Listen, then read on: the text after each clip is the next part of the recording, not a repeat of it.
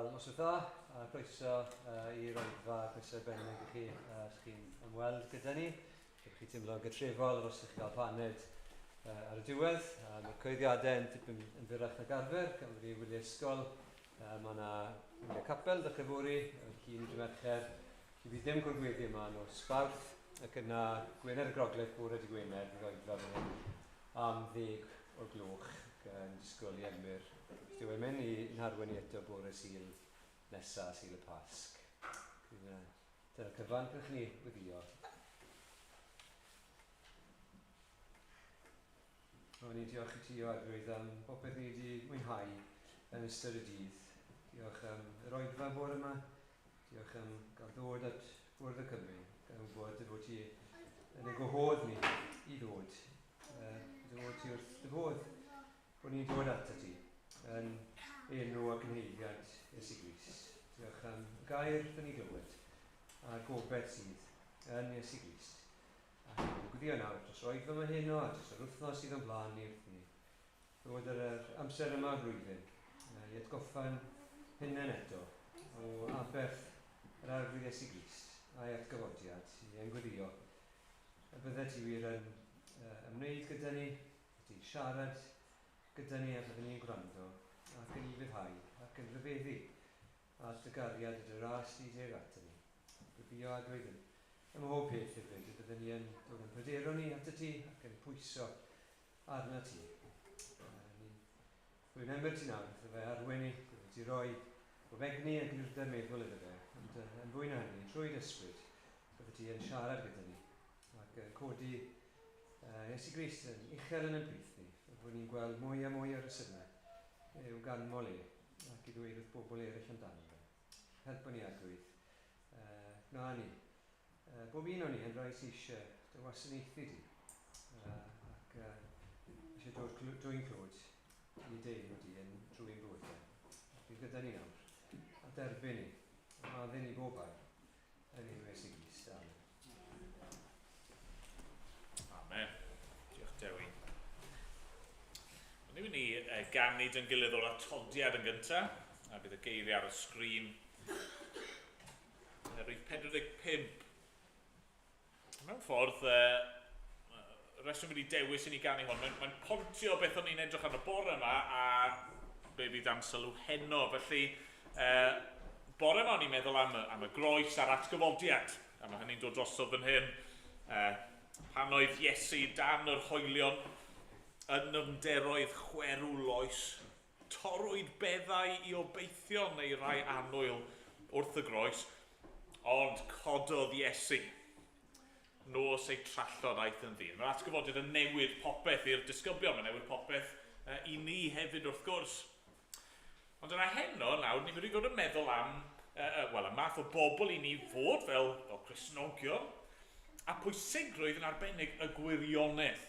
A bod ni'n bobl y gwir. A mae hynny'n dod drosodd yn y bennill olaf. Wyla seion mewn anobaith. A'r gelynion yn cryfhau. Gwelir myrdd yn cilio ymaith at allorau diwiau gau. Hynny yw, mae'r cyfnod rhwng dyfodiad cyntaf arglwydd Iesu a'i ail ddyfodiad. Mae'n anodd, mae'n y frwydre, mae'n y elynion, mae'n y siomedigaethau. Ond, cododd Iesu. I wirionedd gorsedd fydd. Hynny yw, un dydd, fydd pawb yn gweld ac yn cydnabod, bydd pob clun yn plygu, pob tafod yn cyffesu y gwir, mae Iesu yw y brenin, a felly ni fod yn bobl y gwirionedd. Hyd yn oed os yw pawb arall yn cefnu ar y gwir, i ni fod yn bobl y gwir, pobl ffyddlon, dibynadwy. Ond yn ei sefyll i ganu dyn gilydd.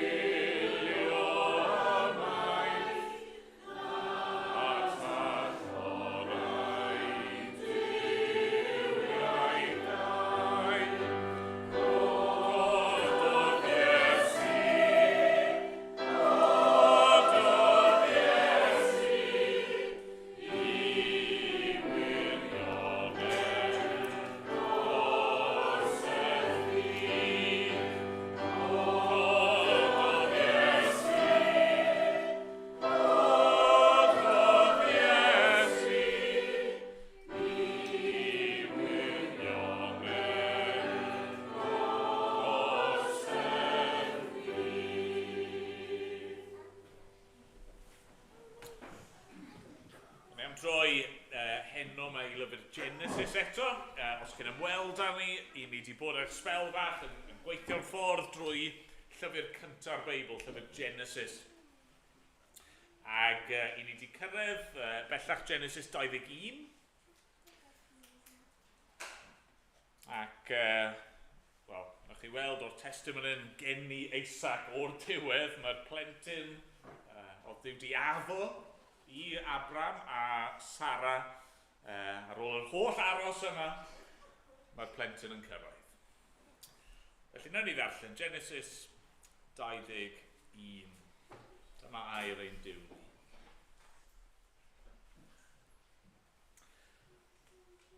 Ymwelodd yr arglwydd a Sara yn ôl ei air, a gwnaeth iddi fel yr addawdd. Bechiogodd Sara, a geni mab i Abraham yn ei henaint, ar yr union adeg a ddywedodd Duw wrtho. Rhoes Abraham i'r mab a anwyd iddo o Sara yr enw Isaac. Ac enweidodd Abraham ei fab Isaac yn 8 diwrnod oed, fel yr oedd Duw wedi gorchymyn iddo. Roedd Abraham yn 100 oed pan anwyd iddo ei fab Isaac.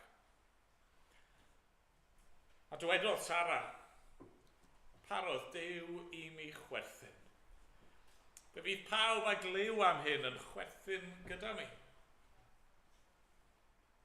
Dywedodd hefyd, pwy fiasau wedi dweud wrth Abraham y roddai Sara signi blant. Eto mi enais fab iddo yn ei henaint.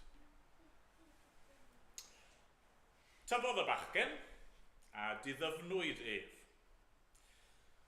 Ac ar ddiwrnod diddyfnu Isaac, gwnaeth Abraham ledd fawr. Ond gwelodd Sara y mab a ddygodd Hagar yr eiffdes i Abraham yn chwarae gyda'i mab Isaac. Neu falle'n well hwnna'n yn gwneud sport a yn gwneud hwyl ar ben i mab Isaac. A dywedodd wrth Abraham, ger allan y geithfer hon a'i mab. Oherwydd ni chaiff mab y geithfer hon gyd etifeddu am mab i Isaac. Roedd hyn yn atgas iawn gan Abraham o achos ei fab.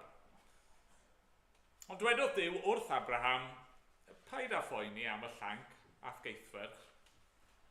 Gwna bopeth a ddywed Sara wrthyt, oherwydd trwy Isaac y cedwyr dylinach. Gwna fab y geithferch hefyd yn genedl, am ei fod yn blentyn i ti. Yna cododd Abraham yn fore, a chymerodd fara, a chostrel o ddŵr, a'i rhoi i Hagar, a'i gosod hwy ar bachgen ar ei hysgwydd, a'i hanfon ymaith. A'i thithau i grwydro yn neffeithwch Beerseba. Pan oedd y dŵr yn y gostrel wedi darfod, gosododd y bachgen i lawr dan un o'r llwyni, ac aeth i eistedd, bellter ergyd bwa oddi wrtho, gan ddweud, ni allaf edrych ar y bachgen yn marw. Fel yr oedd yn eistedd, bellter oddi wrtho, cododd y bachgen ei lais ac wylo. Clywodd Duw lais y plentyn, a galwodd angel Duw o'r nef ar Hagar a dweud wrthi, be sy'n dy boeni, Hagar? Paid ag ofni, oherwydd mae Duw wedi clywed llais y plentyn o'r lle yma. Cod, cymer y plentyn a gafael amdano, oherwydd gnaf ef yn genedl fawr. Yna agorodd Duw ei llygaid a gwelodd bydew dŵr. Aeth hithau lenwi'r gostrel a dŵr a roi diod i'r plentyn. Byd Duw gyda'r plentyn, a thyfodd. Bu'n byw yn y diffeithwch, a daeth yn seithwr bwa. Roedd yn byw yn effeithwch Paran, A chymerodd ei fam wraig iddo o wlad yr Aifft. Ar amser hwnnw, dwedodd Abimelech a Ffichol pennaeth ei fyddin wrth Abram, mae Duw gyda thi ym mhopeth rwyt yn ei wneud. A nawr, dos ar dy lw yn enw Duw i mi yma, na fyddi'n anffyddlon i mi nac i'n plant, nac i'n hwyrion. Ond fel yr wyf fi wedi bod yn deyrngar i ti, bydd dethau i minnau, ac i'r wlad rwyt wedi ymdeithio ynddi. A dwedodd Abraham, mi af ar fy llw. Pan gyrryddodd Abraham Abimelech am y pydew dŵr, roedd gweision Abimelech wedi ei gymryd trwy drais, dwedodd Abimelech, ni o'n i ddim pwy wnaeth hyn. Ni ddwedais wrthyf ac ni chlywais i sôn am y peth cyn heddiw. Yna cymerodd Abraham ddefaid ac ychen, a'i rhoi i Abimelech, a gwnaethant illdau gyfamod. Gosododd Abraham o'r neilltu 7 hesbyn o'r praidd. A gofynnodd Abimelech i Abraham, beth yw'r 7 hesbyn yma? Rwyt wedi ei gosod o'r neilltu. Dwedodd yntau, wrth gymryd y 7 hesbyn gennyf, byddi'n cydnabod mai myfi a gloddiodd y pydew hwn. Am hynny galwyd y lle hwnnw Beerseba, oherwydd yno yr aeth y ddau ar ei llw. Wedi iddynt wneud cyfamod yn Beerseba, cododd Abimelech a Ffichol pennaeth ei fyddin, a dychwelyd i wlad y Philistiaid. Planodd Abraham goeden tamarisg yn Beerseba, a galwodd yno ar enw'r arglwydd, y Duw tragwyddo. A bu Abraham yn aros am amser hir yng ngwlad y Philistiaid. Amen. Amen. Diolch i Dduw am ei air e. A ni'n mynd i ganu eto. Ni'n mynd i ganu o'r llyfr y mynau. Bydd 233. Bu gael mwyn o'r nef a ddaeth i lawr i geisio ei braidd trwy'r erchyll anial yma. Ei fywyd roes yn aberth yn ei lle, a'i crwydrar hwy ddialwyd arno fe. Ac ymlaen nhw'n ei sefyll i ganid yn gilydd.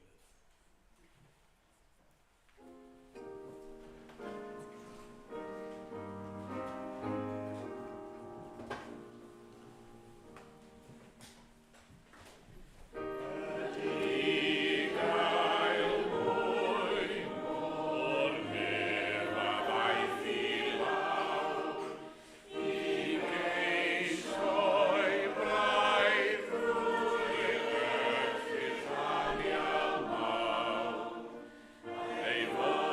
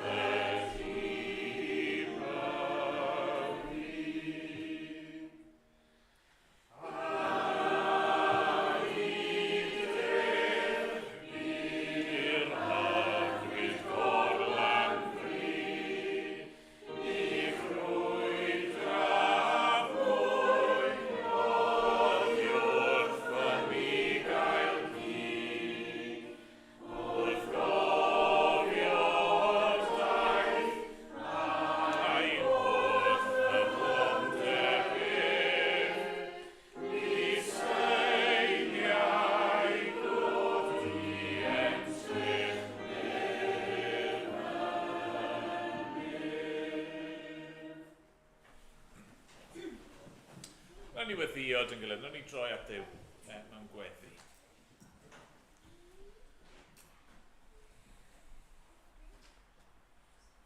O arglwydd yn Duw, i ni yn troi at ti yn awr.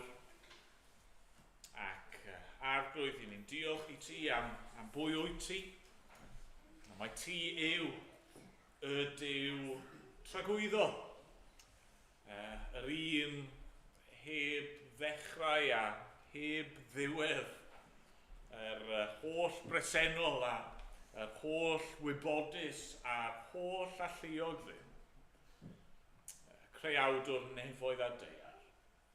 Yr un sydd yn dal y cwbl yn ei law, yr un sydd ag awdurdod dros bopeth, yr un sydd yn gwybod diwedd o'r dechrau, yr un sy'n cyfri gwallt ein pen, yn gwybod hyd ein hoes, yr un sydd yn chwilio ein calonau ni, yr un sydd yn fywyd ohono ti dy hun. Arglwydd, rwy ti yn rhyfeddol, ac rwy ti yn deilwng o'n mawl ni. Arglwydd, rwy ti yn unigryw. Drindod fendigaid, dad, mab ac ysbryd glân, yn ddiw cariad, yn ddiw sanctaidd, yn ddiw da, yn ddiw ffyddlon, yn ddiw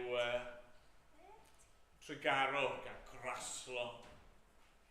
Arglwydd, i ni sydd y ganmol di. A tad, ni'n diolch i ti, wrth i ni alw ar dy enw di, dy fod ti yn ein clywed ni, a dy fod ti yn gwrando. Arglwydd, wrth i ni ddarllen yr adnodau mae heno, ni wedi clywed am Abraham yn galw arno ti. Dad, ni'n diolch bod ni'n gallu dod a galw ar dy enw di hefyd. Ac dad, ni wedi clywed hefyd am plentyn, Ismael, yn galw allan a tethau ni glywed ac yn tostyrio ac yn camu fewn ac yn achub. Ac arglwydd ni, diolch bod ti yn ddiw sydd yn gwrando ar weddi y gwan. Rwy ti yn ddiw sydd yn clywed ac yn derbyn ac yn ateb y rai sy'n dygeisio di. Ac arglwydd, felly ni'n dod. Ni'n dod ato ti, a arglwydd, falle heno bod ein sefyllfaoedd ni yn wahanol iawn i'w gilydd. Falle siarad yn ddynol neu'n fydol bod ein anghenion ni yn wahanol i'w gilydd. Diolch, dy fod ti yn ein caru ni, a diolch, dy fod ti wedi rhoi pob dim sydd ei angen i ni, a diolch dy fod ti dy hun gyda ni. Ac yn addo, yn ei di beth ein gadael ni. O, ni'n diolch fel ni newydd i ganu am yr arglwydd Iesu Grist, y bugail mwy, a ddaeth i achub ei ddefaid. Diolch bod wedi rhoi fywyd i lawr, rhoi wirfodd drosto ni.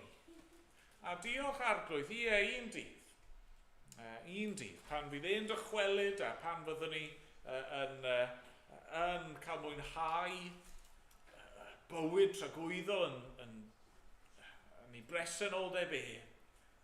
Diolch, mae'r cwbl fydd gennym ni i'w ddweud yw diolch ac i sôn am ei ffyddlondeb e.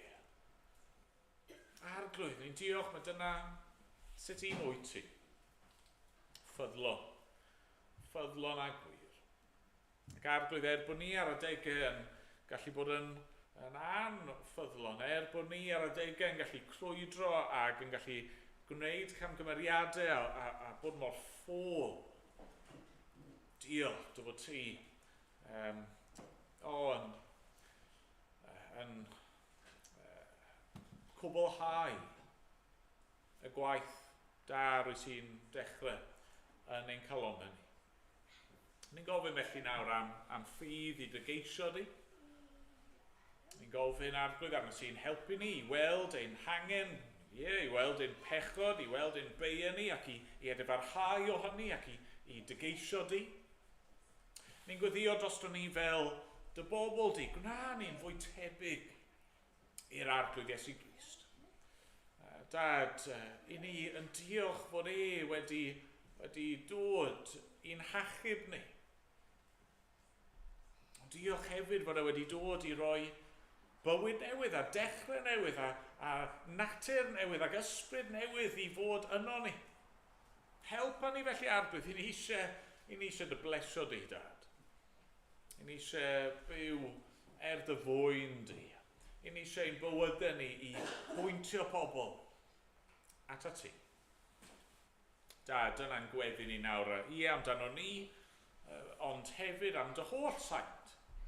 Dy holl bobl di ar hyd a lled y byd, gad I ni fod yn fwy tebyg i'r Arglwydd Iesu Grist. Dad, ni eisiau gweddio nawr dros yr wythnosau nesaf yma. Dad, ni'n gweddio dros dy eglwys di. Ni'n gweddio dros dy ni yma, ond Arglwydd dy holl bobl di yng Nghaerdydd ac yng Nghymru ac I Arglwydd drwy'r byd.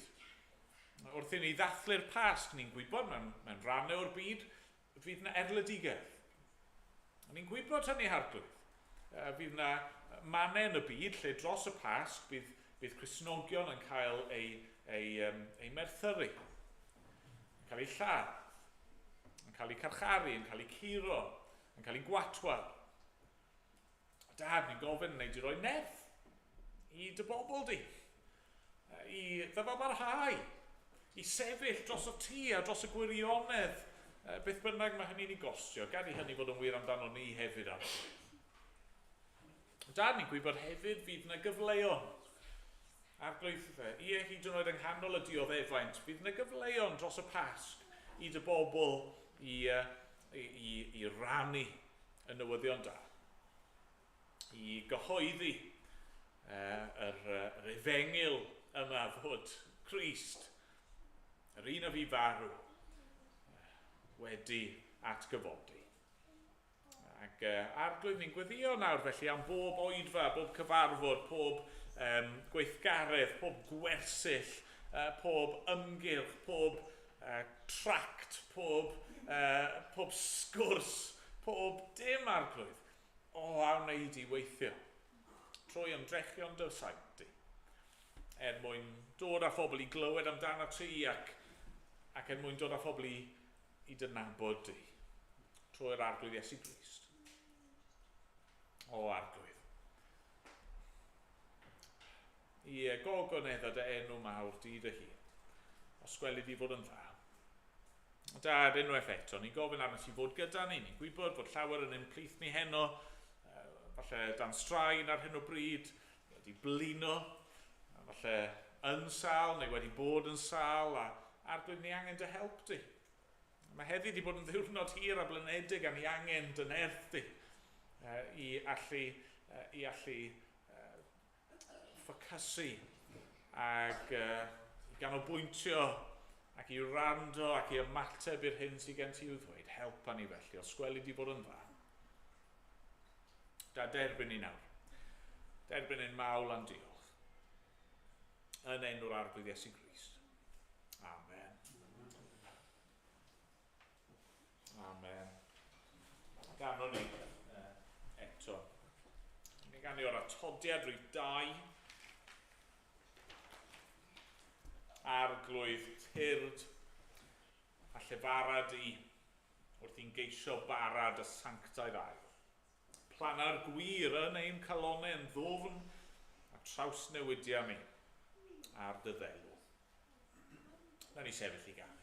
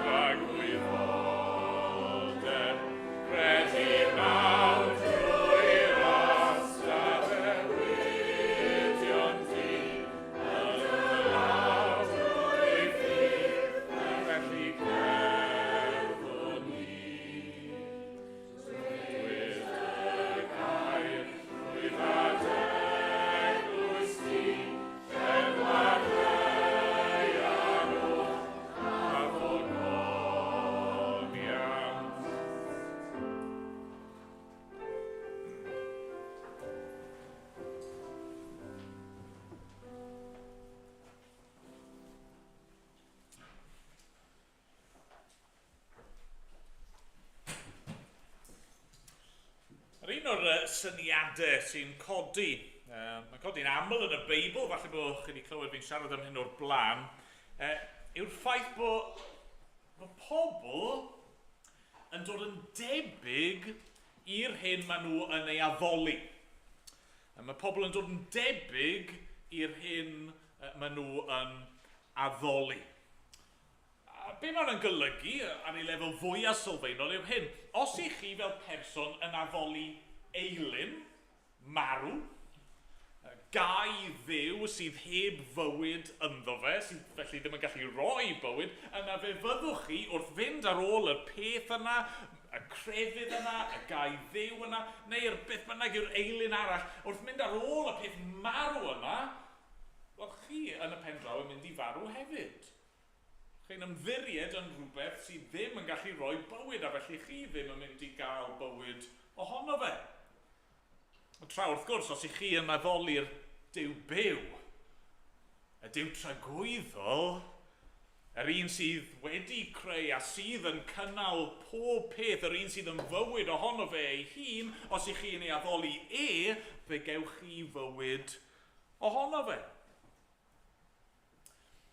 Ond wedyn mae'n rhywbeth dyfnach i'r syniad yna hefyd.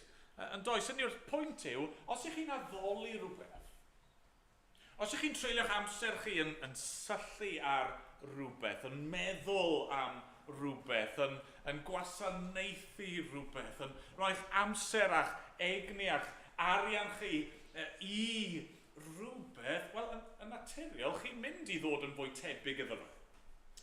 Felly os yw'r Duw, yr eilyn, y gai ddiw chi'n addoli yn ddiw sydd yn brwydro a sydd yn dibynnu ar ei nerth yn unig, wel chi hefyd yn mynd i fod yn berson eitha bygythiol a chi'n mynd i eisiau'ch ffordd eich hunan, neu os mae'ch Duw chi yw arian, cyfoeth, poblogrwydd, y math yno beth, wel wrth gwrs, chi'n mynd i fynd yn berson sydd yn hunanol, yn berson sydd eisiau ac yn dibynnu ar y pethau hynny.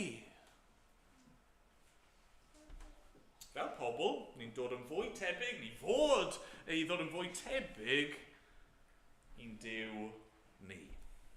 Ni'n bobl yr arglwydd. Felly pa fath o bobl ddylsyn ni fod? Pa fath o ddew ydyn ni yn ei addoli? Pa fath o ddew sydd fan hyn yn datguddio ei hun i Abraham? Mae'n y lot o bethau wrth gwrs gallwn ni dweud am ddew. Ond heno, mi eisiau ffocysu ar hyn. Mae'n Duw ni yn ddew ffyddlon a gwir. Duw ffyddlon a gwir. Falle bod chi'n cofio yn llyfr ola'r Beibl, llyfr y datguddiad. Apostol Ioan yn cael y weledigaethau gwahanol yma ac ar un pwynt mae'n gweld yr arglwydd Iesu Grist. Yn ei weld fel marchog ar geffyl gwyn. Yn ei weld yn nerthol ac yn rymus ac yn ei ogoniant ac a'r enw sy'n cael ei roi iddo fe fyna yw ffyddlon a gwir. Dyna sut ddew sydd gennym ni. A felly'n syml iawn heno, oedd Oedfa'r bore yma'n bach o marathon, felly fi'n mynd i trial cadw Oedfa'r hen yn fyrrach. Yn syml iawn, 2 bwynt sydd gyda fi ar ein cyfer ni, sef hyn. Mae'n Duw ni yn ddew ffyddlon a gwir, a felly fe ddylsyn ni fod yn bobl ffyddlon a gwir. I ddechrau te, mae'n Duw ni yn ddew ffyddlon ac yn ddew gwir. A ni wedi gweld hynny yn dyn ni'n barod, os chi wedi bod gyda ni yn edrych ar hanes Abraham, ni wedi gweld mae Duw yn ddew cyfamod. Mae'n ddew sydd yn gwneud addewidion. Mae'n ddew sydd yn ymrwymo ei hunan i bobl ac yn profi ei ffyddlondeb. Dwi ddim yn ddew ie a na. Dwi ddim yn ddew newid i feddwl a troi cefn. Dwi ddim yn ddew addewidion gwag. Dwi ddim yn ysgrifennu rhyw checs mawr a dwi ddim wedyn yn gallu casio nhw fel petai. Na. A ni'n gweld, ni'n dod drosodd fan hyn, unwaith eto yn y bennod yma'n di ni. Mae'n dod drosodd gyntaf yn rhofiad Abraham a Sara. Drachwch ar yr adnodau cyntaf yna eto. Ymwelodd yr arglwydd a Sara yn ôl ei air. A gwnaeth iddi fel yr addawodd. Beichiogodd Sara a gen i mab i Abraham yn ei henaint ar yr union adeg a ddywedodd Duw wrtho. Dod drosodd sawl gwaith fyna, yn dydi, mewn cwbl o frawddegau. O Duw di addo, a felly mae'n digwydd. O Duw di dweud, a felly mae'n cyflawni yr hyn roedd e wedi i ddweud. Fod e'n edrych yn amhosib. Fod Abram, a ni'n gweld hynny'n cael ei bwysleisio nes ymlaen yn y bennod, mae Abram yn ei henaint, yn ganmlwydd o'd, a Sara ei hunan yn hen ac yn ddiffrwydd.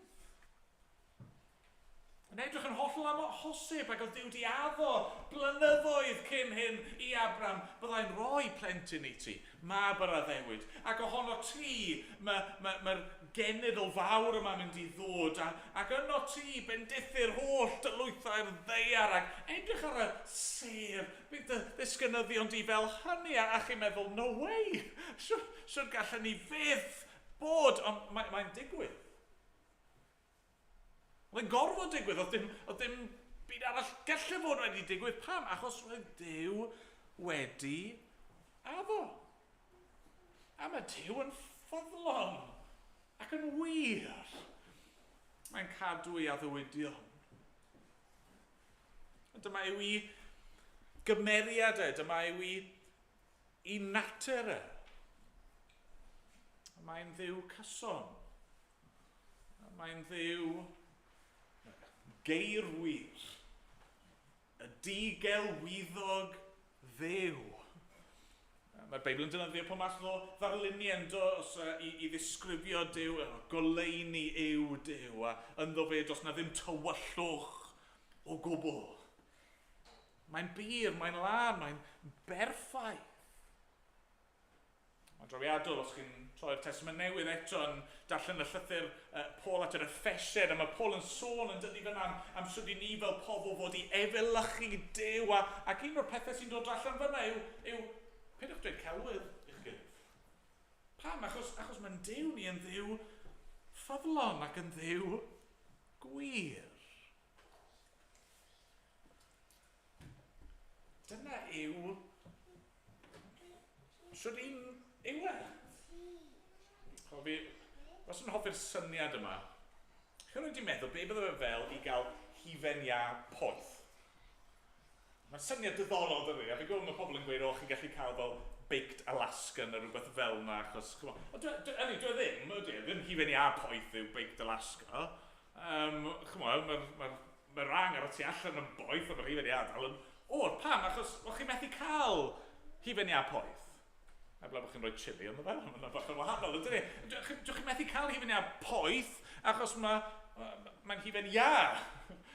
Ac os chi'n neud yn boeth mae'n toddi, ydyn nhw'n hufen ia mwyach. Mae'n groes i gymeriad hufen ia i fod yn boeth, a mae'r un peth fan hyn efo Duw. Hyd yn oed os yw e'n cymryd degawdau. Hyd yn oed os ni ddim yn byw i weld, swn na Duw yn defnyddio'r profiadau yma'r pethau gwahanol yma mwyn cyflawni ei gynllun ac i gyflawni ei addewidio, mae'n mynd i. Yna'r pwyslais yn dyfan adnod 2 ar yr union adeg. Mae gan Dduw amserlen, mae ganddo fe ei gynllun. Os dim ond pa mor hir mae'n cymryd, mae'n cadw ei addewid. A mae'r un peth yn dod drosodd nes ymlaen yn y bennod efo profiad Hagar ac Ismael. Mae Ismael, y plentyn oedd wedi eni i Abraham a Hagar. Mae'n y tensiynau, wedi sôn am y tensiynau yna o fewn y teulu. tensiynau fel chi'n disgwyl. Mae'n amlwg bod yna gwmpa mas rhwng Ismael, neu mae Ismael yn gwneud sport, yn gwneud hwyl, yn chwerthin ar ben Eisac, ac felly mae'r ddau'n cael eu hanfon i ffwrdd, ac mae'n y bwynt yn cyrraedd yn yr hanes, mae'r dŵr di'n redeg allan, mae Hagar a'i phlentyn, maen nhw yn yr anialwch, mae'n edrych yn anobeithio, mae hi'n disgwyl marw, yn dydi? Ni'n clywed bod hi'n rhoi Ismael o dan rhyw lwyn a mae'n mynd yn pellai oddi wrth achos dwi hi ddim eisiau gweld y plentyn yn marw. Dyna mae'n disgwyl sy'n mynd i ddigwydd, ond chmo beth? Oedd yna'n ffôl. Oedd e'n ffôl iddi feddwl mae dyna oedd yn mynd i ddigwydd. Achos oedd Duw yn barod wedi addo iddi hi a byddai phlentyn hi yn cael ei fendithio ac yn tyfu yn genedl fawr arall.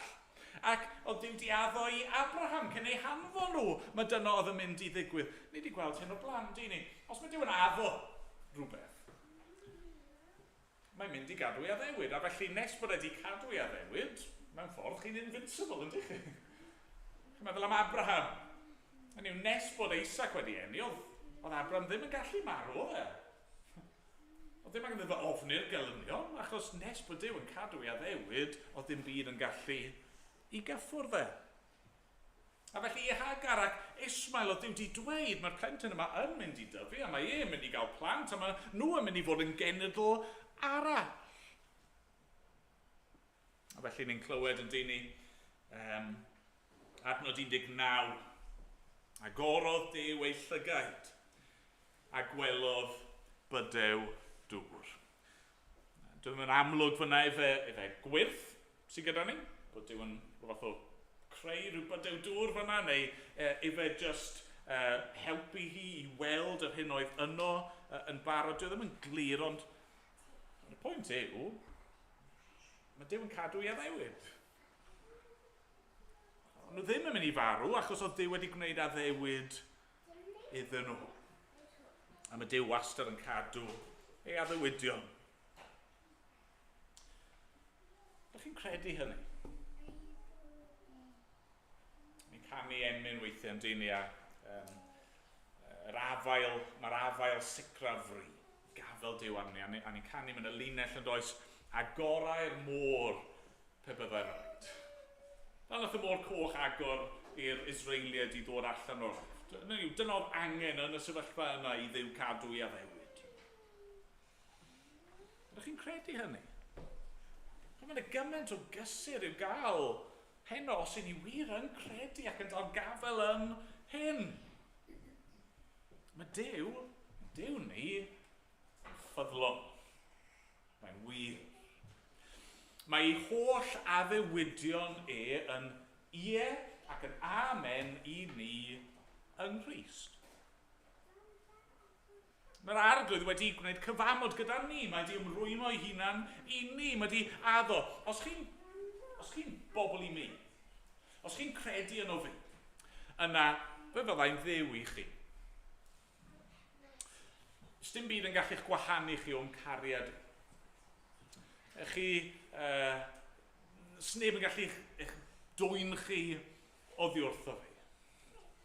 Mae Duw wedi addo, os ych chi'n bobl i mi, fi'n mynd i'ch bendithio chi, a fi yn eich caru chi, a mae gen i'r gorau mewn meddwl ar eich cyfer chi, mae gen i gynllun i'ch bywyd chi.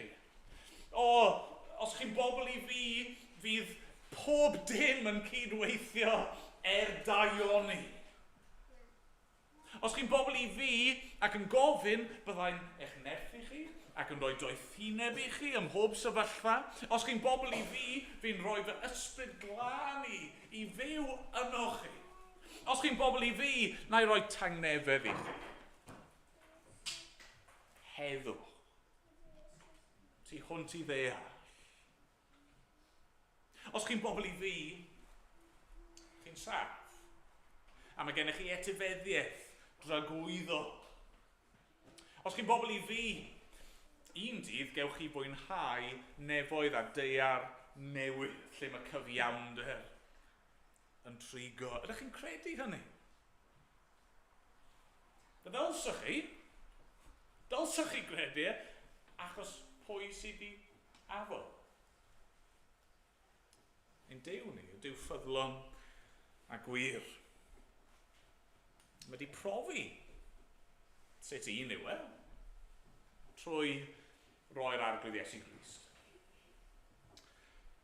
Os chi beth yn amen yn cwestiynu cariad Duw a darpariaeth Duw a doethineb Duw, os chi beth yn cwestiynu a di Duw wir yn mynd i gadw ei air i fi, wel, un lle sydd rhaid i ni edrych yn dyfa. Edrych i'r groes. Edrych i'r bedd gwag glywon ni amdano fe bore yma. Yr ffaith bod Iesu Grist wedi dod. Y ffaith bod e wedi dioddau. Y ffaith bod e wedi rhoi ei fywyd ar y groes. A'r ffaith bod e nawr yn fyw. Dyna'r brawf. Yn sicrwydd. Mae Duw yn cadw ei air bod e wedi costio bywyd yr arglwydd Iesu Grist. Dyna maint cariad Duw atoch chi. Sdim lle gyda ni i amen. Yn y pwynt gyntaf te, mae'n Duw ni yn ffyddlon a gwir. Felly naturiol, mae hyn yn arwainiad at yn ail bwynt ni te, sef hyn, dylsen ni, fel pobl yr arglwydd, fod yn ffyddlon a gwir hefyd. Os mae dyna sydd Dduw sydd gyda ni, os mae dyma sydd mae wedi'n trin ni,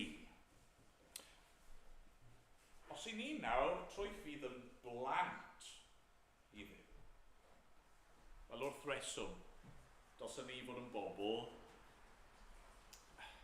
ffyddlon a gwir. Pobl mae eraill yn gallu edrych ato ni, ac ddim bod ni'n berffaith, na, ni'n gwneud camgymeriadau, ac ni'n methu ac ni'n llithro, ni ddim yn cael popeth yn iawn o hyd. Dylse pobl edrych arno ni a meddwl, mae'n berson ffyddlon. Mae'n cadw i addewidion. Dwi ddim yn fradwr. Dwi ddim yn torri ei air.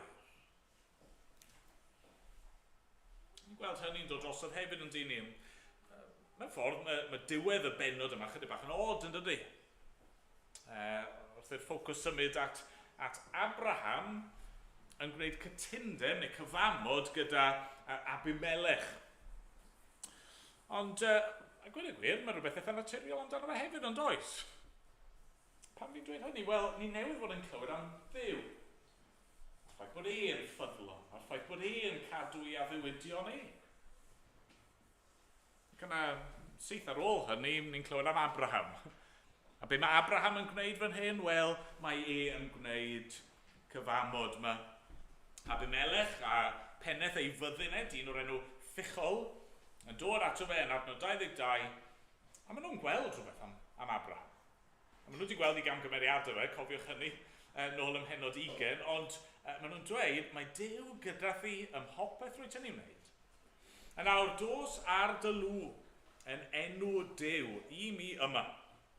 Na fyddi'n anffyddlon i mi, nac i'n plant, nac i'n bwyrion. Ond fel rwy fi wedi bod yn deilgar i ti, bydd dithau i minnau ac i'r wlad rwyt wedi ymdeithio ynddi. A dwedodd Abraham, mi af ar fy llw. Abraham fan hyn yn gwneud cytundeb, mae'n gwneud addewid.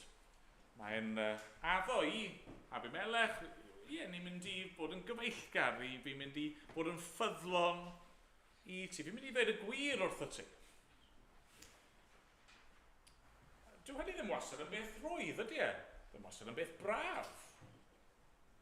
Chymod, yr adnod nesaf, adnod 25, mae Abraham yn cyrryddu Abimelech. A ni'n mynd dweud, reit, os i ni'n mynd i gael cytundeb, fi'n mynd i ddweud y gwir wrtho ti. Fi ddim yn apus efo ti.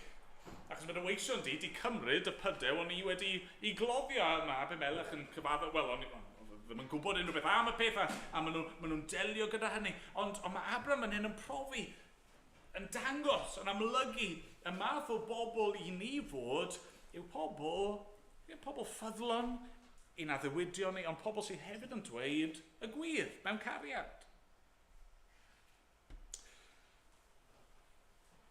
Nathon ni weld hynny'n ddiweddar do. Yn y bore ni wedi bod yn gweithio'n ffordd trwy'r bregaeth ar y mynydd. Ac wnaethon ni weld fyna'n do, Iesu'n dweud, yr un peth, bydded eich ie yn ie, a'ch nage yn nage. Yn math o bobl i ni fod, fel pobl yr arglwydd. I ni angen bod yn bobl mae eraill yn gallu ymddiried ynddyn nhw. Mae eisiau bod pobl yn gwybod bod nhw'n gallu cymryd ni ar ein gair.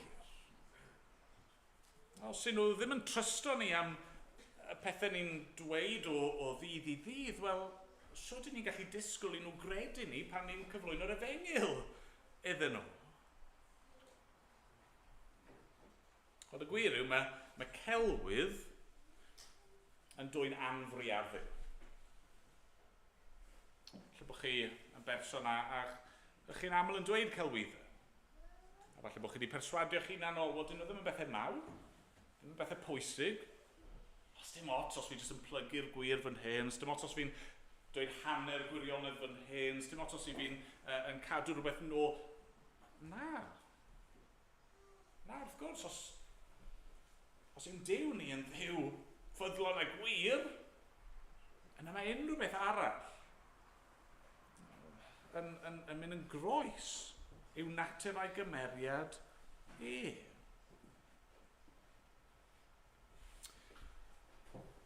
Os nath Dduw cyfamod, a'r cyfamod yna'n costio iddo fe i gyflawni ei addewid, o felly hefyd dylswn ni fod fel pobl. Ydy hwnna'n wir amdano chi? Os yw e ddim, os chi yn berson sy'n torri'ch gair, falle bod chi'n gallu meddwl nawr am adegau yn eich bywyd chi, lle chi di brydychu rhywun. Di brydychu rhyw gyfrinach, di dweud rhyw gelwydd, di twyllo mewn rhyw ffordd. Mae yna fyddeiant i'w gael. A diolch beth am hynny.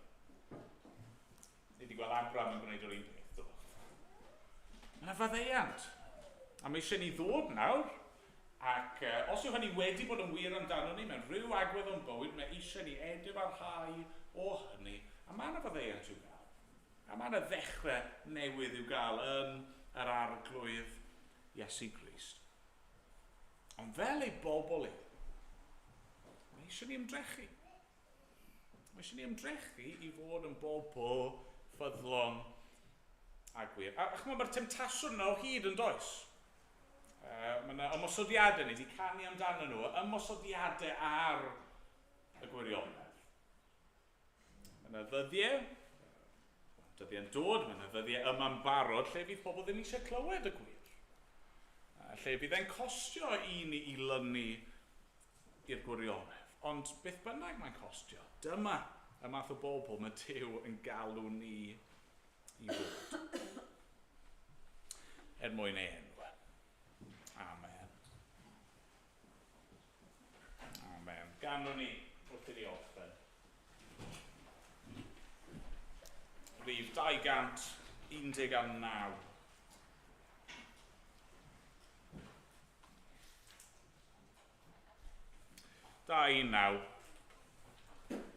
Ymhlith plant dynion, ni cheir un yn ffyddlon fyth fel Iesu ei hun. Nid yw ei gariad megis dyn yn gwyro yma thraw, ond rhad am feidrol yw ei ras i bechaduried cyndyn cas, a garodd ef ei dwg i mas o'i pechod ac o'i braw. O dyma'r cariad sydd yn awr yn curo pob cariadau lag, yn llyncu enwau gwael y llawr oll yn ei enw ei hun. O, fflam angerddol gadarn gref o dan enynwyd yn y nef. Tragwyddol gariad, ydyw ef, wnaeth Dduw a minnau yn ei un. Na ni sefyll, na ni ganu dyn gilydd.